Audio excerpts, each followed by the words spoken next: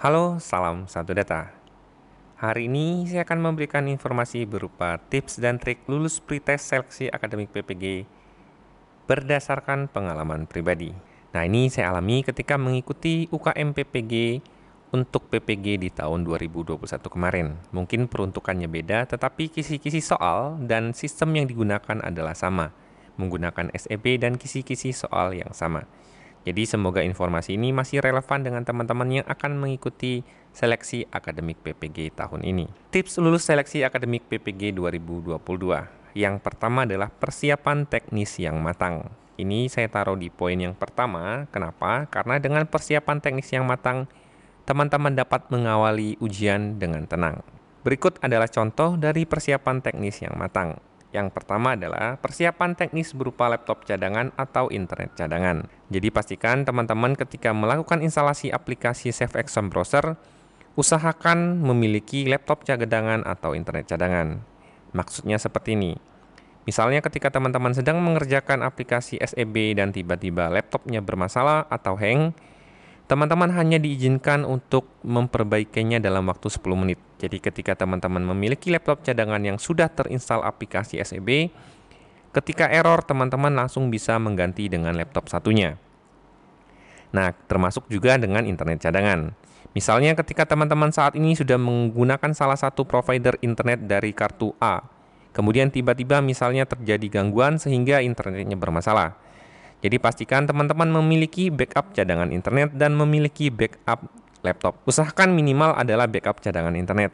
Untuk laptop sendiri mungkin teman-teman tidak masalah dengan satu, tetapi pastikan satu tapi berfungsi dengan baik dan sudah dicek kesesuaiannya.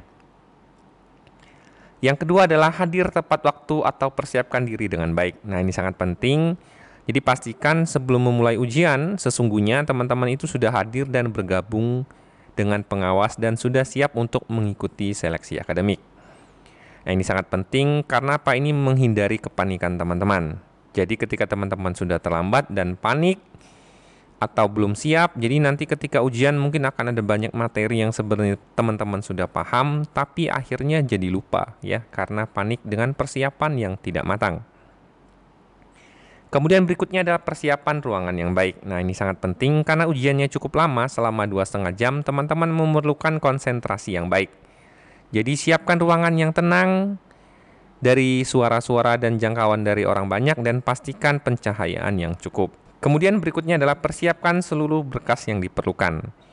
Nah, sebelum ujian dimulai nanti teman-teman akan diminta untuk melakukan pengecekan berkas oleh pengawas. Jadi pastikan teman-teman sudah menyiapkan kartu identitas, menyiapkan kartu ujian yang telah di-download dari SIM PKB, dan menyiapkan fakta integritas. Nah, semuanya sudah ditandatangani ya, jadi pastikan sudah tertandatangani. Kemudian siapkan botol minuman sebelum ujian. Nah, ini juga penting mengingat ujiannya cukup lama dan teman-teman tidak diizinkan meninggalkan ruangan.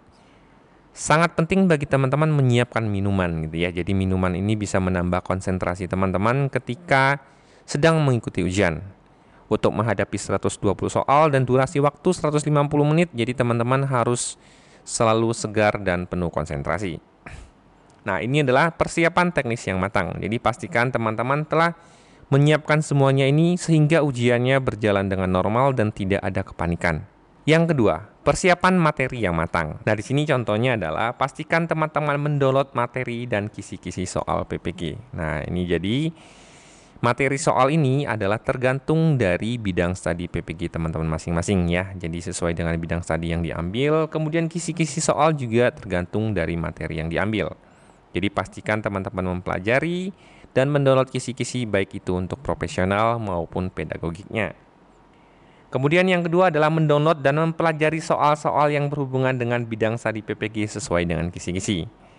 Nah, ini banyak sekali contoh-contoh soal yang teman-teman bisa download di tahun-tahun sebelumnya gitu ya. Jadi teman-teman silakan cari dan download soal-soal pembahasan di tahun-tahun sebelumnya. Jadi ini adalah referensi bagi teman-teman sehingga ada dasar nanti ketika menjawab. Ya, siapa tahu soalnya sama seperti yang dipelajari. Kemudian tips berikutnya adalah mengerjakan pembahasan soal bersama tim atau di grup WA atau di Telegram bersama teman sekolah, MGMP, dan lain-lain. Jadi semakin sering Bapak Ibu mengerjakan contoh soal, berarti referensi pengalaman Bapak Ibu dan pemahaman Bapak Ibu terhadap bentuk soal dan jawaban soal itu semakin kompleks, semakin banyak gitu ya. Jadi pastikan teman-teman itu ketika sudah bergabung di grup WA dengan teman-teman sebidang studi PPG-nya, silakan untuk saling berdiskusi, saling membahas soal gitu ya, untuk mempermudah dalam mempelajari soal-soal yang akan keluar nanti. Kemudian berikutnya adalah belajar dari berbagai sumber seperti video YouTube maupun aplikasi-aplikasi yang ada di Android ya. Jadi Bapak Ibu sekarang tinggal buka di YouTube, pelajari soal-soal pembahasan yang sudah disebar oleh teman-teman berdasarkan pengalaman mereka mengikuti ujian sebelumnya atau menggunakan aplikasi Android. Jadi teman-teman bisa menggunakan media belajar dari YouTube juga. Kemudian perbanyak referensi bacaan yang berhubungan dengan bidang studi PPG. Nah, ini juga penting, teman-teman silakan baca banyak sehingga nanti teman-teman ketika menemukan soal sudah memiliki dasar atau referensi untuk menjawab soal. Jadi pastikan semakin banyak untuk membaca atau mencari literasi terkait soal-soal yang akan keluar nantinya. Ini adalah persiapan materi yang matang, sangat membantu teman-teman untuk menghadapi kesiapan dan memprediksi kira-kira soalnya itu seperti apa nantinya ya. Jadi silakan siapkan dari sekarang. Kemudian yang berikutnya adalah pengerjaan soal yang tenang. Nah, ini adalah yang krusial ya. Jadi di sini contohnya adalah awali ujian dengan berdoa agar diberi kemudahan dalam mengerjakan soal. Jadi sebelum teman-teman mengerjakan nanti dan memulai ujian, pastikan teman-teman sudah berdoa terlebih dahulu ya, atau meminta doa dari orang-orang terdekat sehingga ujiannya dipermudah nanti atau mendapat kemudahan maksudnya. Kemudian kerjakan soal secara berurut dari soal nomor 1. Nah, ini adalah berdasarkan pengalaman saya. Ketika saya menemukan soal dari 1 sampai 120, saya akan mengerjakan soal dari 1 sampai 120. Nah, dengan itu nanti setelah sampai selesai, saya bisa prediksi ternyata yang saya yakin dan saya bisa jawab dengan sempurna itu ada berapa gitu ya. Gunanya adalah saya bisa memprediksi soal-soal yang telah saya jawab itu berapa gitu. Jadi bisa melihat saya perlu mengumpulkan berapa lagi nih agar saya lolos dalam seleksi akademik ini.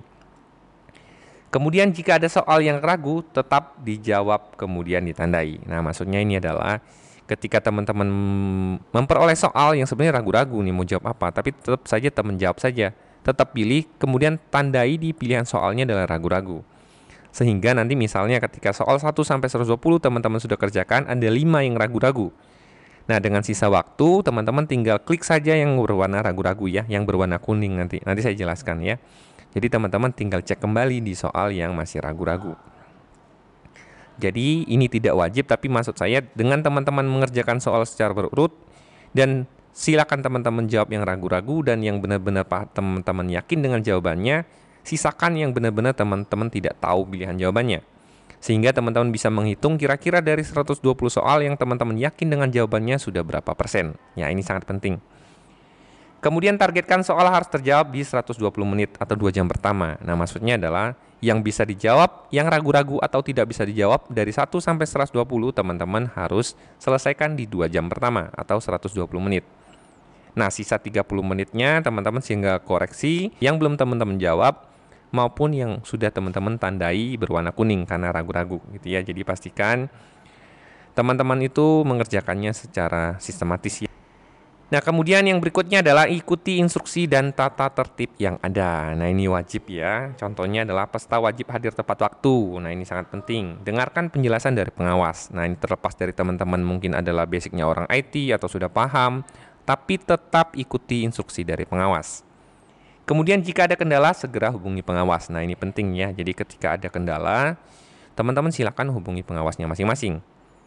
Kemudian jangan mengambil keputusan sendiri. Tanyakan terlebih dahulu kepada pengawas Anda. Nah, ini juga penting ketika terjadi apa-apa, teman-teman harus koordinasi dengan pengawas. Nah, contoh yang paling sederhana adalah untuk yang ini. Misalnya banyak yang bertanya kepada saya, Pak, apakah saya bisa menggunakan OS Windows 7 untuk menginstal aplikasi SEB? Nah, ini sebenarnya di syarat rekomendasi sendiri itu yang diizinkan adalah minimal menggunakan Windows 8 ke atas. Nah, ini sangat krusial. Kenapa teman-teman tidak disarankan menggunakan Windows 7? Karena support Windows 7 sendiri sudah selesai ya, sudah end of life. Kemudian mengingat ujiannya cukup lama, berlangsung 2 jam lebih sama persiapan dan lain-lain. Jadi teman-teman takutnya ketika di tengah ujian itu aplikasi menjadi crash atau hang gitu ya. Jadi pastikan teman-teman menggunakan sesuai dengan rekomendasi saja. Walaupun Windows 7-nya bisa, Tapi ada baiknya teman-teman menggunakan sesuai speknya. Misal nanti ketika error ditanya pengawasnya, kok kenapa error? Loh pakainya OS apa? Saya pakai Windows 7 Pak lah, kan di syaratnya Windows 8. Nah gitu ya, jadi teman-teman silakan koordinasi dengan pengawas LPTK. Ketika ada pertanyaan atau yang mau didiskusikan, jangan ragu untuk menghubungi teman-teman pengawas dari LPTK.